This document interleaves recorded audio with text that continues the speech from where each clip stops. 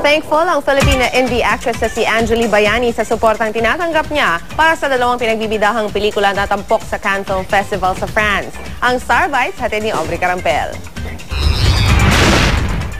Medyo ano pala ang character. Veterana ng maituturing ang aktres na si Angely Bayani sa larangan ng teatro, indie movies at telebisyon.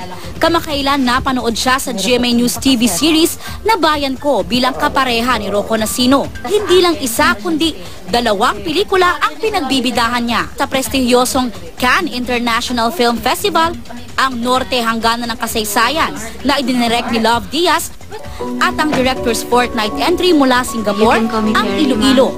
Nagkataong first time ko sa Cannes, tapos dalawa pa. Hindi ko talaga parang ko paunti-unti siya nagsisink in. Kung ang Norte ay tumatalakay sa sistema ng hustisya sa bansa, ang Iloilo naman ay tungkol sa buhay ng isang Pinay na yaya sa Singapore na mapapamahal sa kanyang mga inaalagaang bata. Hindi ko mapinta yung nararamdaman ko na yung support na natatanggap ko ngayon.